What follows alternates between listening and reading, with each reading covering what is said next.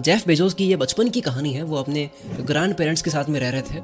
उनके दोनों ही grand parents heavy smokers थे, सिगरेट पीते थे।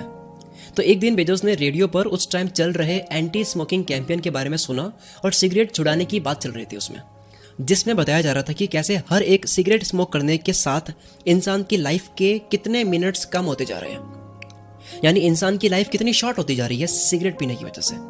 ये सुनकर बेजोस को काफ़ी शौक लगा और एक नई इन्फॉर्मेशन पता लगी तो वो काफ़ी एक्साइटेड हो गए। तो उस दिन वो शाम को, यानी कि जेफ बेजोस और वो अपने पेरेंट्स के साथ में तीनों कार में घूमने के लिए जा रहे थे और जेफ बेजोस बैक सीट में बैठे थे। तो बेजोस ने अपनी कैलकुलेशन स्किल्स को यूज करके और एक नई इन्फॉर्मेशन को अपने ग्रैंड पेरेंट्स के साथ में रखने के एक शो ऑफ के मकसद से उन्होंने अपनी ग्रैंड मदर से कहा कि आपको पता है कि स्मोक करते हुए आपने अपनी लाइफ के 9 साल खो दिए हैं। एक कैलकुलेशन करी और ये बोल दिया बिना सोचे। ये कहकर बेजोस को लगा कि ऐसी यूजफुल और मॉरली करेक्ट बात सुनकर उनके ग्रैंड पेरेंट्स खुश हो गए, शाबाशी देंगे और उसे और ज़्यादा प्यार करेंगे। बट ऐसा कुछ नहीं हुआ।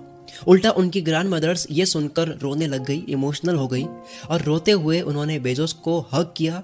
फिर उन्होंने जो लाइन बोली, जेफ बेजोस कहते हैं कि वो आज तक नहीं भूल पाए वो लाइन और मरते दम तक वो नहीं भूलेंगे। उनकी ग्रैंड मदर्स ने कहा, बेटा काइंड होना, दयालु होना इंटेलिजेंट होने से ज़्यादा मुश्किल और इम्पॉर्टेंट है।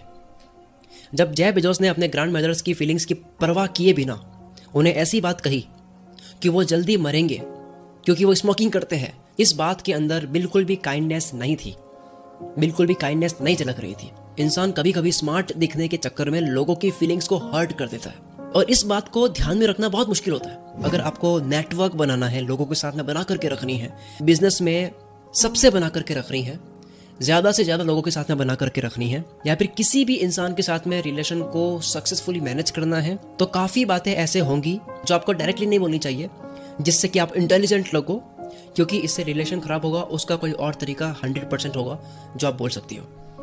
भले आपकी बात में कितनी सच्चाई हो, उस कड़वे सच को मत बोलो, तरीका बदल दो। जेफ बेजोस की ग्रैंड मदर को भी बेजोस की ऐसी कड़वी बात सुनकर के बुरा लगा और वह बेजोस को समझाना चाहती थी कि स्मार्टली आप लाइफ में बहुत कुछ अचीव कर सकते हो, बड़ा बन जाओगे। चालाक होना जरूरी है, कोई भी हो सकता है, लेकिन आपके अंदर काइंडनेस, कंपैशन और एम्पैथी भी होनी चाहिए जिससे दिल से सबसे रिश्ता बने। ये था फर्स्ट लेसन। अब चलते हैं दूसरे लेसन की तरफ।